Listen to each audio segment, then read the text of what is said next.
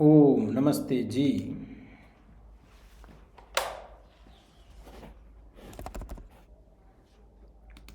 सबको नमस्ते। जी नमस्ते जी। मंत्र पाठ करेंगे। ओम सहना भवतु सहनौ भुनक्तु सह वीर्यं करवावहै तेजस्विनावधीतमस्तु मा विद्विषावहै। ओम शांति शांति शांति।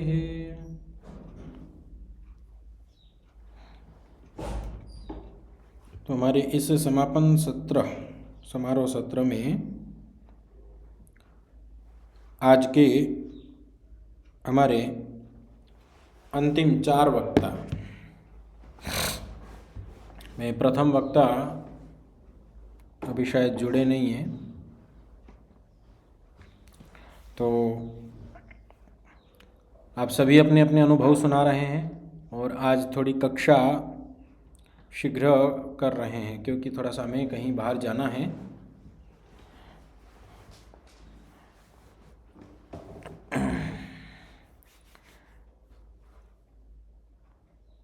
तो हमारे इस कक्षा में अभी धारवी जी, टीकम जी दोनों उपस्थित हैं। यशस्विनी अभी आई नहीं है, अनु भी नहीं आई है।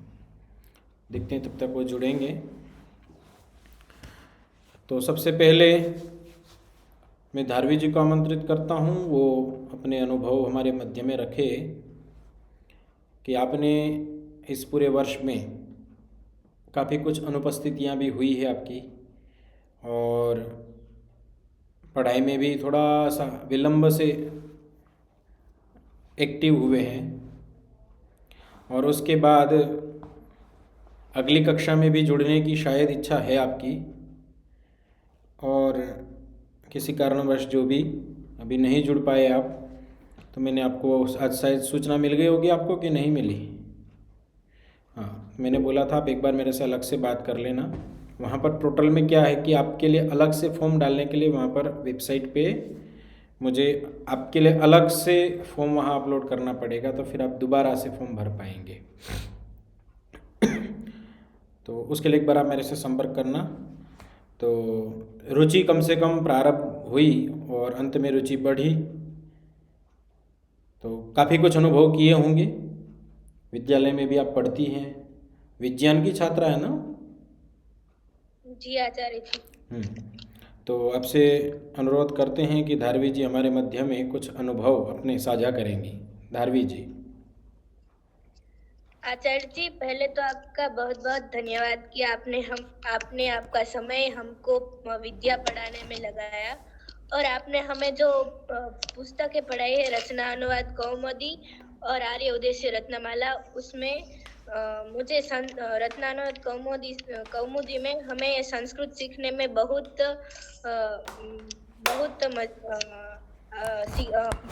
हमने सीखा, और उससे हमें बहुत मदद मिली और लाभ भी हुआ। और आप आर्य उद्देश्य रत्नमाला जो दयानंद जी के 100 बिंदु जो हमको आपने पढ़ाए, उसमें से हमें मुझे तो पहले पता नहीं था कि बस पाप पुण्य ऐसा होता है, और उससे हमें क्या मतलब कि पाप पुण्य हम क्यों करते हैं वो मुझे नहीं पता था। अब मुझे पता चला है, तो अब मुझे ये काम कैसे करना है, ये क्यों करना है, वो अब मुझे पता चला है। और मुझे रत्नानुवाद कौमुदी में मुझे आपने जो पढ़ाया था वो काफी सारी हमको संस्कृत जब स्कूल में पढ़ाते हैं तो वहाँ पर जो मुझे मदद मिलती थी वो काफी सारी मुझे मिली। और बीच पहले मैं इस कक्षा में जुड़ी तो तब मुझे लगता था कि मुझे क्यों करना है, और पहले मुझे कठिनाई भी हुई, पर फिर मुझे इसमें लाभ हुआ। तो इसके लिए मैं आपका बहुत धन्यवाद देना चाहूँगी। संकल्प क्या कुछ ले रहे हैं? जी आचार्य जी, मैं रोज संध्या करूंगी। तो धारवी जी का धन्यवाद है। पूरे वर्ष अपने भाग लेने का पूरा प्रयास किया। और ठीक है, बहुत अच्छी बात है कि आपको पाप पुण्य आदि में रुचि आने लगी, थोड़ा समझ में आने लगा और भी जानने की उत्सुकताएं बढ़ी, तो अच्छी बात है। और अगली कक्षा के लिए भी आप तैयार हो रही है, ये भी एक बढ़िया बात है। तो धन्यवाद है आपका। और गुजराती है आप, गुजराती लोग इन चीज़ों पर, पाप पुण्य आदि पर ध्यान कम देते हैं। पूरे भारत में सबसे अधिक संप्रदाय किस राज्य में है? तो वो गुजरात में मिलेंगे। हर प्रकार की चीज़ें यहाँ पर आपको मिल जाएंगी और सबसे ज़्यादा पैसों से मौज लेने वाले लोग भी यहीं मिलेंगे। पान मसाला, छुप छुप के शराब शुराब पीना, उल्टे काम करने वाले लोग भी यहाँ मिलेंगे। और उत्कृष्टतम जो लोग हुए हैं, महर्षि दयानंद, आप लोग दृष्टि में देखते तो वहाँ आजकल प्रसिद्ध महात्मा गांधी, ठीक है, महर्षि याज्ञवल्क्य, सरदार वल्लभ भाई पटेल वगैरह वगैरह, अनेकों यहाँ पर प्रबुद्ध लोग भी हुए हैं। और भी बहुत जगह पर हुए हैं, पर यहाँ पर भी प्रबुद्ध लोग हुए हैं। सबसे अधिक व्यापारी वर्ग, बिजनेसमैन लोग जो होते हैं, वो भी आपको गुजरात में अधिक मिलेंगे। लेकिन गुजरात में जो बहुत समझ करके चलना धर्म के प्रति, वो कम मिलता है। सीधा सीधा जैसा लोगों ने कहा वैसा ही करते जाना। हरियाणा, उत्तर प्रदेश, पंजाब, इस साइड जाएंगे तो लोग थोड़ा सोचते हैं इन चीज़ों को।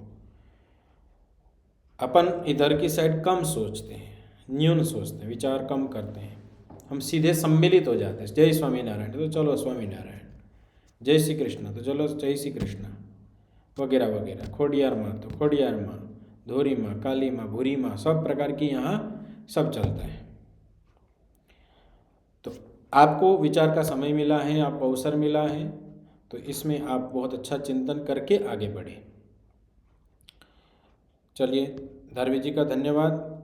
अभी यशस्विनी भी नहीं जुड़ी और अनु भी नहीं जुड़ी, तो हम इस क्रम में अब अगला टिकम जी को, मैंने टिकम जी जब कक्षा में जुड़ रहे थे तो पहले तो मना किया था शायद, हाँ, क्योंकि हम इतनी आयु के हमने विचार किया था। लेकिन ये एक बड़ी बात है, बड़ी आयु होते हुए भी नियमित जुड़ते रहे हैं और कक्षाओं में जुड़े तो जुड़े, लेकिन रुचिपूर्वक जुड़े, सब चीज़ों में एकदम आगे रह कर के भाग लेना, परीक्षाओं में, प्रतियोगिताओं में। मैं अलग से जो प्रतियोगिता करता था, ये लगभग उसमें भी 1-2 बार भाग लिए हैं, तो विशेष रुचि है। और दिखते हैं यहाँ पे अपन सब मिल कर के यहाँ बैठ के पढ़ते हुए देखते हैं इनको, तो बहुत शालीन दिखते हैं और विनम्र भी दिखते हैं। तो जिनकी विनम्रताएं होती हैं उनके चेहरे पर भी वो विनम्रता झलकती है। तो जो टिकम जी है वो कैसे हैं? भोले से हैं, भोले होते हैं ना, विनम्रता जिनके अंदर पात्रता होती है, व्यवहार कुशलता होती है। और कभी भी गृह कार्य आदि भी होता है तो जैसे आप सब भेजते हैं, तो ये अध्यापक हैं, वहाँ पढ़ाते हैं। उसके बाद भी जैसे आप लोग सब अपना होमवर्क भेजते हैं, तो इन्होंने, मैं अपने आप को कभी ऐसा नहीं दिखाया कि मैं बड़ा हूँ तो मेरे को कुछ अलग से प्रमोशन मिलना चाहिए, मेरे को अलग से देखा जाना चाहिए, नहीं, कभी भी एक बार भी ऐसे भाव भी नहीं झलकाए। तो विशेष गुण है और इतनी विनम्रता के साथ जुड़े हैं। और इन्होंने पहले भी थोड़ा बहुत पढ़ा है, ये सारी चीज़ें, कौमुदी रचनानुवाद पढ़ा है, सिद्धांतिक ज्ञान भी, कुछ शिविर भी किए हैं। पता होते हुए भी उस चीज़ का अभिमान नहीं है, तो विद्या का अभिमान नहीं होना चाहिए। ऐसे के पास विद्या दौड़ करके आती है। खैर, इन्होंने पूरे वर्ष भाग लिया, इसके लिए मेरे को प्रसन्नता है। तो मैं टिकम जी को आमंत्रित करता हूँ। माननीय टिकम जी हमारे मध्य में अपने संपूर्ण वर्ष भर के इस सत्र के अंदर जो अपने अनुभव प्राप्त किए हैं वो हमारे मध्य साझा करें। और आपको जो कष्ट हुआ है, जो आपको अच्छा नहीं लगा है, वो भी यहाँ पर आप बताएं। जी टिकम जी। नमस्ते आचार्य जी। जी नमस्ते जी। सर्वप्रथम आपका बहुत बहुत धन्यवाद कि आपने मुझे ये अवसर प्रदान किया कक्षा में जुड़ने का, और इसमें आचार्य प्रशांत जी की भी बहुत महत्वपूर्ण भूमिका रही। उन्हीं के वीडियो के द्वारा उन्होंने बताया था कि आप गुरुकुल तो नहीं जा सकते, लेकिन गुरुकुलीय शिक्षा लेना चाहते हैं, और उन्होंने फिर आपका परिचय कराया। तो फिर मैंने शीघ्र अतिशीघ्र उसका फॉर्म भर के सबमिट कर दिया। फिर आपने मेरे से एक बार फोन भी किया था कि टीकम जी आपकी आयु तो ज़्यादा है, हम इतने को नहीं ले सकते। फिर मैंने आपसे निवेदन किया कि आचार्य जी हम तो इतना नहीं जानते। तो फिर आपने बोला ठीक है, अगर आपको कक्षा छोड़नी हो तो आप मेरे को बता कर छोड़ना। तो मैंने कहा, ठीक है आचार्य जी, हम नहीं छोड़ेंगे कक्षा। तो फिर 1 जनवरी से हमारी कक्षाएं शुरू हुई, जिसमें हमारा सामान्य परिचय कराया गया। उसके बाद माता पिता आचार्य आदि के साथ कैसा व्यवहार करना है, नमस्ते की व्याख्या की। पहले हमारे यहाँ पे राम राम सीताराम अधिक चलता है, लेकिन आपने बताया कि नमस्ते सबसे अच्छा संबोधन है करने के लिए। तो उसके बाद हम नमस्ते आदि करने लगे। फिर आपने आगे के क्रम में यात्रा में जाते समय कैसे व्यवहार करना चाहिए, अनजान व्यक्तियों के साथ कैसे व्यवहार करना चाहिए, खरीदारी करते हैं तो हमें कैसे घर से ही सूची बना के लेके जानी चाहिए, अनावश्यक रुपये व्यर्थ नहीं करने चाहिए। आपने बहुत सारी उसके आगे हमारी फिर व्यवहार संबंधी बातें हुई। उसके बाद आपने 90 श्लोकों की व्याख्या की, जिसमें आप प्रतिदिन 2 या 3 श्लोकों की व्याख्या करते और उनका अर्थ समझाते। फिर उसमें कोई अगर प्रश्न होता तो आप उनका प्रश्नों का उत्तर भी फिर देते हमको। उसके बाद व्यवहार उनकी फिर प्रतियोगिता भी हुई, जिसमें प्रतियोगिता में सभी ने भाग लिया। और फिर उसके बाद हमारा क्रम चालू हुआ संस्कृति वर्णोच्चार शिक्षा। वर्णोच्चारण शिक्षा हुई। वर्णोच्चारण शिक्षा में वर्ण का कहाँ से कौन सा स्थान से बोलना चाहिए। फिर वर्णोच्चार शिक्षा के बाद रचनानुवाद कौमुदी पुस्तक पढ़ाई। संस्कृत हमारे यहाँ तो 6 क्लास से होती है, 6 से 10 तक। उसके बाद तो कोई लेना चाहता है तो ले सकता है। तो इतनी रुचि नहीं रहती है, क्योंकि थोड़ा कठिन भी लगता है और अध्यापक इतने ठीक तरीके से पढ़ाते नहीं है। वैसे पढ़ा तो देते हैं, वो सिखाने में उनकी रुचि नहीं रहती। बच्चा बस ठीक है पढ़ लो और पास हो जाओ, इतना रहता है। तो थोड़ा आर्य समाज के संपर्क में आए तो लगता था कि भाई संस्कृत सीखनी चाहिए। संस्कृत हमारे सब ग्रंथ हैं तो वो संस्कृत में ही है, तो थोड़ी संस्कृत आनी चाहिए। तो फिर आपने संस्कृत सिखाने का क्रम प्रारंभ किया। उसमें थोड़ा कष्ट तो होता था शब्द रूप आदि याद करने में, लेकिन फिर भी धीरे धीरे बहुत सारी चीज सीखी संस्कृत में भी। उसके बाद प्रतिदिन की कक्षा होती, उसके बाद हम 10 मिनट का टेस्ट होता। 10 मिनट के टेस्ट के बाद हमारे उस पर स्कोर कार्ड रिजल्ट दिखा था। फिर हमारी अगली पुस्तक चालू हुई आर्य उद्देश्य रत्नमाला। मेरे को आचार्य जी आर्य उद्देश्य रत्नमाला पुस्तक बहुत अच्छी लगी। मतलब बहुत सारी चीजें जो मतलब सीखी नहीं थी अभी तक, नहीं हुआ था परिचय, वो बहुत सारी चीजें इस पुस्तक के द्वारा सीखी है। पुस्तक तो छोटी सी थी, 100 शब्दों की व्याख्या, लेकिन बहुत सारी चीजें इसमें थी। ईश्वर, धर्म, अधर्म, पाप, पुण्य, सत्य भाषण, मिथ्या भाषण, जन्म, मरण, विद्या, कर्म फल आदि विषय बहुत रुचिकर लगे मेरे को। और उनमें भी फिर हमारी कोई शंका रह जाती तो आचार्य जी बहुत ही अच्छे तरीके से उसका समाधान करते। फिर हमारी अगली पुस्तक शुरू हुई व्यवहार भानु। व्यवहार भानु पुस्तक मैंने एक बार पढ़ी हुई थी, लेकिन इतना अच्छी तरीके से समझ नहीं आई, क्योंकि वो मंगा ली थी एक बार सत्यार्थ प्रकाश के साथ, तो पढ़ तो रखी थी वैसे एक बार, लेकिन ठीक तरह से समझ में नहीं आई। लेकिन आपने पढ़ाया तो फिर और अच्छी तरह से समझ में आई। मैंने जो और भी बहुत सारी बातें हैं, लेकिन मेरे को जो सबसे अच्छी बातें लगी ई गुरुकुलम 2024 से जो मैंने सीखी है, स्वास्थ्य संबंधी बातें, प्राणायाम, योगासन, आर्योद्देश्य रत्नमाला पुस्तक और व्यवहार भानु। तो ये बातें ये बहुत सारी चीजें अच्छी थी, लेकिन मेरे को जो ज्यादा अच्छी लगी ये थी। और मैं इस ई गुरुकुलम 2024 की कक्षा से ये संकल्प लेना चाहता हूँ, मैं मूर्ति पूजा नहीं करूँगा, स्वाध्याय प्रतिदिन स्वाध्याय करना, अन्य लोगों को भी वैदिक पथ पर चलने की प्रेरणा देना और प्रतिदिन संध्या करना। नमस्ते। नमस्ते। बहुत सुंदर।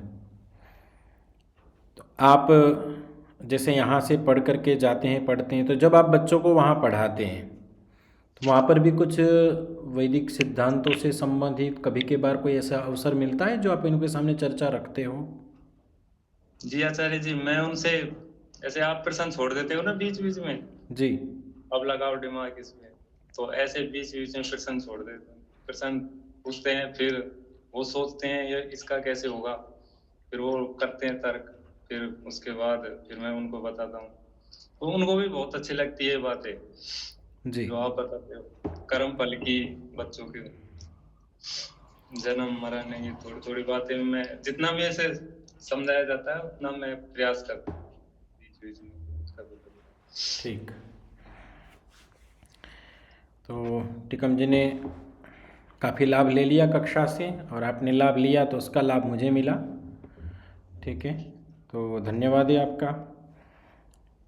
हम एक दूसरे से आगे बढ़ते हैं। अब आपने ये सारी चीज़ें जानी समझी, तो केवल इसे आप अपने तक नहीं रखेंगे, इसे आप फैलाएंगे। आप अध्यापक है तो अध्यापक को तो बहुत अवसर होते फैलाने के। वो अपनी बुद्धि से क्या बुद्धि लगा ले, कैसे फैलाने। मेरे को विद्या गुरुजनों ने दी और मुझे कैसे फैलाना, तो ई गुरुकुलम की कल्पना की मैंने। ठीक है, अब इतनों को लाभ हो गया। अगले 2 4 5 वर्ष जो भी मैं करूँगा, कितनों को लाभ हो जाएगा, कितना लाभ हो जाएगा। तो हम एक व्यक्ति के माध्यम से हम कई व्यक्तियों को हम सुधारते हैं, इन चीज़ों से परिचय कराते हैं। ये कौन होते हैं जो मुसलमान हैं, ये क्रिश्चियन हैं, कि हमारे भारत को ये कर देंगे वो कर देंगे। वो हमेशा चलता रहता है समाज में, ये चीज़ें आज से नहीं चल रही है, हमेशा से चलती हैं। और जो समाज का एक बड़ा वर्ग होता है वो इससे प्रभावित भी होता रहता है। पर ये भी कोई कम नहीं है। आप ये विचार करो ना, कब से मुसलमान बढ़ रहे हैं। बचपन से आप सुन रहे होंगे कि अब पेट्रोल ख़त्म हो जाएगा। बचपन से आप सुन रहे होंगे कि अब प्रलय आ जाएगा। हमारे से पूर्वज जो लोग थे वो भी सुनते ही रहते थे।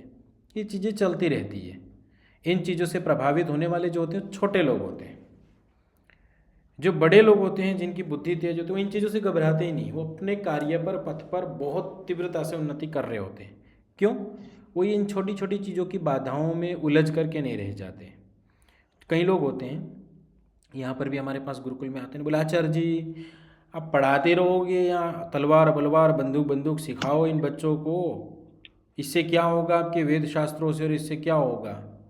तो मैंने कहा कि सारे बंदूक उठा लेंगे, एक दूसरे को ठोक देंगे, तो विद्या तो है ही नहीं। किसकी रक्षा करनी, किसकी रक्षा नहीं करनी, किसे मारना, किसे नहीं मारना, क्यों मारना, पता ही नहीं है। तो ये तो मुसलमान कर ही रहे, हम भी उसी में शामिल हो जाएंगे, तो हमारे में और उनमें विशेष अंतर क्या रहा।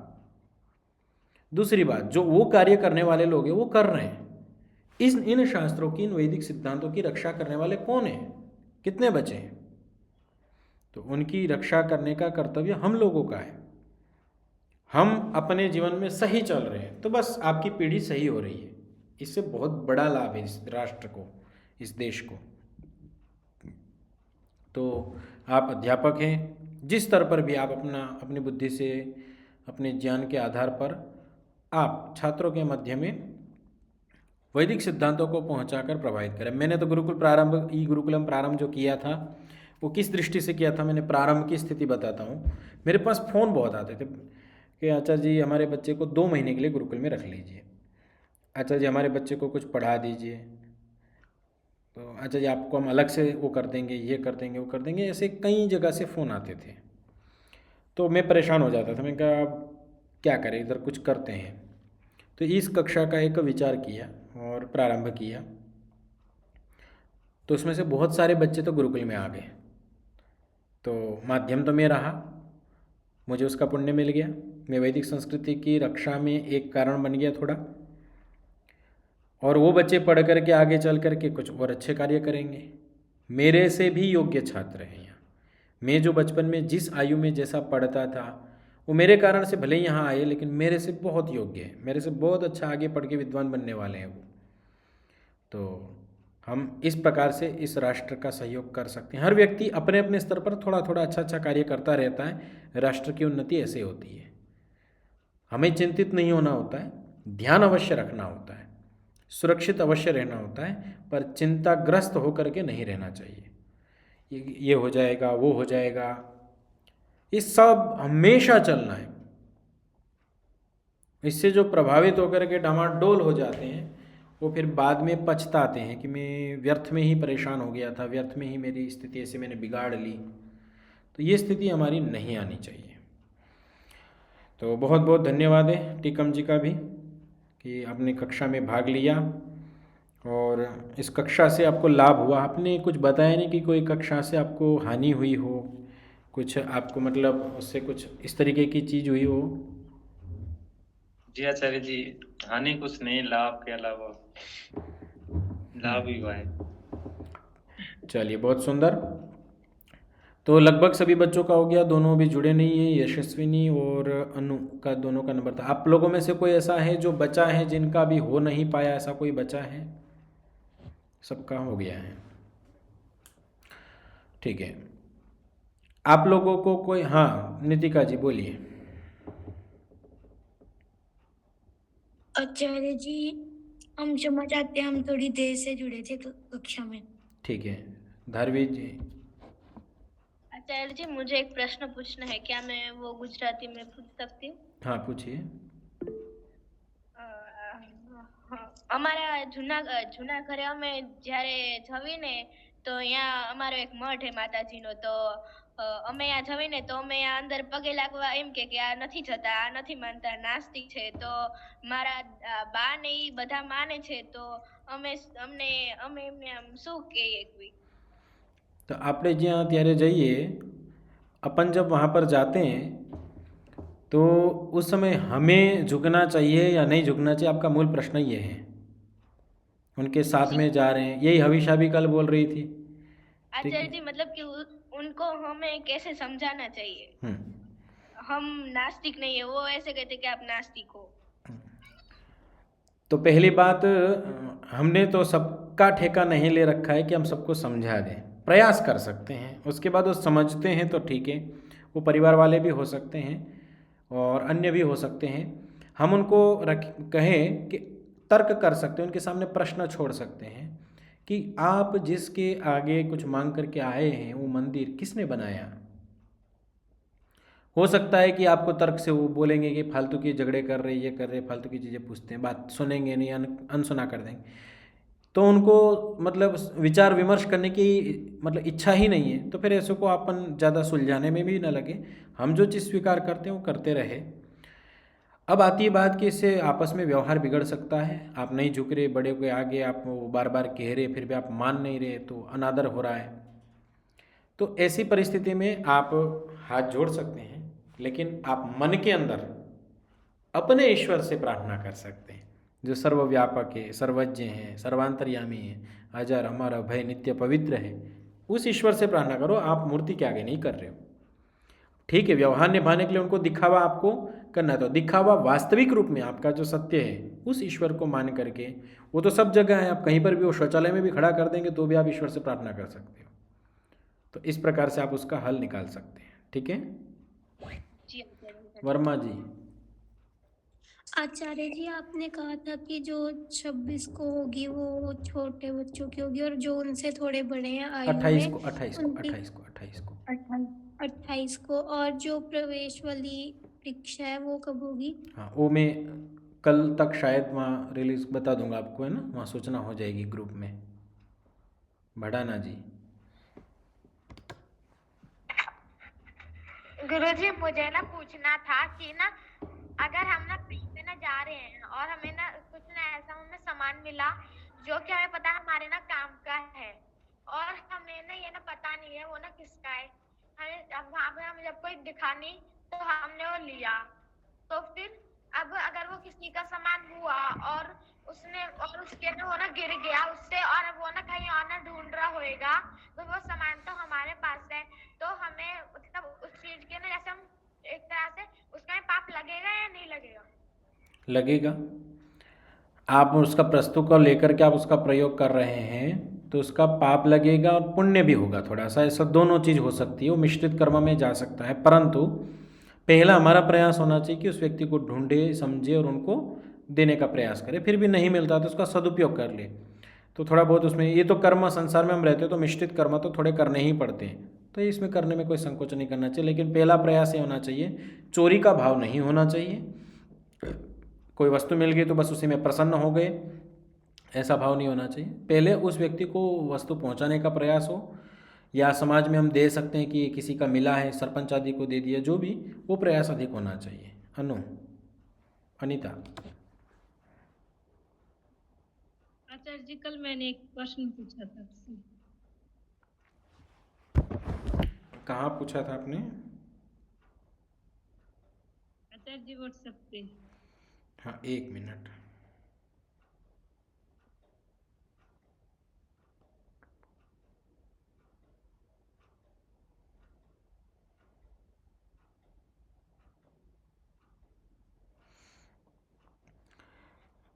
स्वामी विवेकानंद जी ने जो रामकृष्ण मिशन चलाया था उसके बारे में बहुत ज़्यादा जानकारी तो नहीं है, परंतु वो कुछ अच्छे कार्य करने की दृष्टि से उन्होंने चलाया होगा, पर वो कार्य अभी अच्छे नहीं कर रहे हैं। उससे पाखंड आदि बहुत अधिक फैल रहा है और कहीं ना कहीं राष्ट्र की उससे अवनति अधिक होती है। कभी भी कोई चीज़ होती है उसका जो प्रारंभ होता है वो अच्छे के लिए प्रारंभ किया जाता है, लेकिन बहुत दीर्घ उसकी दृष्टि नहीं होती, सूक्ष्म दृष्टि नहीं होने के कारण से, दूरदृष्टि न होने के कारण से उसकी फिर बाद में बड़ी हानियाँ होती हैं। मैंने पीछे प्लास्टिक की पन्नी की खोज का उदाहरण भी दिया था। ये जो आप लोग देखे होंगे घरों में दीपक जलाते हैं, दिया जलाते, अगरबत्ती जलाते, कहाँ से गया है? पहले वैदिक लोग हवन किया करते थे, तो हवन में लोगों को खर्च दिखने लगा और समय जाता हुआ दिखने लगा, आलस्य, प्रमाद, ये चीज़ें, लालच आदि आने लगी, तो शॉर्ट उपाय उन्होंने उसके ढूंढे। आजकल भी हम शॉर्टकट बहुत रास्ते ढूंढते हैं हर चीज़ में, उसमें भी उन लोगों ने शॉर्टकट रास्ता ढूंढा। क्या? बोले हम नियमित जलाएंगे, हमेशा जलेगी अग्नि, घर में रहेगी, दीपक जला दिया, मंत्र पाठ करना छोड़ दिया, भूल गए। सुगंध के लिए अगरबत्ती कर दिया, अब अगरबत्ती में क्या केमिकल डाले जाए उससे कोई मतलब नहीं, बस केवल सुगंध हो रही है उससे उनको मतलब है। तो इस प्रकार से कुछ प्रथाएं चलती है और वो फिर विकृत होकर के अन्य समाज में और इसको बिगाड़ करके खराब रूप में हो जाती है। तो ये भी कुछ उसी प्रकार का है। तो कुछ अच्छे कारण से चलाया होगा, क्यों चलाया तो वही जानते हैं, और अपना प्रचार प्रसार करने के लिए भी कई बार चला दिया जाता है। खैर, हमारा सनातन धर्म है जो सदा से है, वही हमारा वास्तविक धर्म है भारतीयों का, उसी को हमें मानना चाहिए, उसी का अनुसरण करना चाहिए। ठीक है, तो आज की कक्षा अनुभव के स्तर पर यहीं पर समाप्त करते हैं। कल आपकी परीक्षा है सबकी, परीक्षा में सभी ध्यान देंगे, आपको दोबारा से अवसर नहीं रहेगा, आपका बैक क्लिक हो गया, ये हो गया, वो हो गया, बहुत सावधानी से ध्यान से आप परीक्षा देंगे। 6 बजे आपकी परीक्षा आरंभ हो जाएगी, 8 बजे आपकी परीक्षा समाप्त हो जाएगी। वहाँ समय अपडेट हो गया, जिन्होंने आवेदन नहीं किया है वो अति शीघ्र से आवेदन कर लें। कल हड़बड़ी में फिर करे, फिर आप बाद में कहे कि ये हो गया वो हो गया, नहीं। तो कल 26 तारीख और 27 तारीख की अपना अवकाश ही रख लेंगे। 28 को ये वाली कक्षा नहीं होगी, लेकिन 28 को फिर हमारी जो अगले वर्ष की कक्षा प्रारंभ होने वाली उसकी परीक्षा है, तो वो परीक्षा लेंगे। कई सारे इसमें से ही है, कहीं यहीं पे से बहुत सारे विद्यार्थी हैं। और 29 को फिर बड़ों की परीक्षा का आयोजन कर रहा हूँ, उसकी कल सूचना हो जाएगी। और 30 को माता पिताओं के साथ बैठक है, तो माता पिता सभी के अपने बुला करके बैठाइएगा उनको और उनसे भी कुछ चर्चा कर लेंगे। और 31 को आपको प्रमाण पत्र वितरित कर देंगे। तो मैं इस कक्षा का 31 तारीख को समापन सत्र पूरा करूँगा। तो आप सभी उस समय जुड़ेंगे, छुट्टी हो चाहे कोई भी स्थिति हो, और वहाँ से इस कक्षा को विराम, और फिर 1 या 2 तारीख से हमारी 2025 की कक्षा आरंभ हो जाएगी। उसकी सूचना उस ग्रुप में हो जाएगी जो 2025 का ग्रुप बना है। ठीक है, तो कल का क्या रहेगा? अवकाश। परसों भी आपकी ये कक्षा नहीं रहेगी, तरसों भी नहीं रहेगी। सीधी 30 तारीख को ये कक्षा रहेगी जो कि सीधी माता पिताओं के साथ बैठक होगी। उसकी सूचना आपको समय समय पर यथावत करता रहूँगा। आज की कक्षा को यहीं पर विराम देते हैं। ओम शांति शांति शांति। सबको नमस्ते जी। नमस्ते आचार्य जी। जी नमस्ते। नमस्ते जी गुरु जी।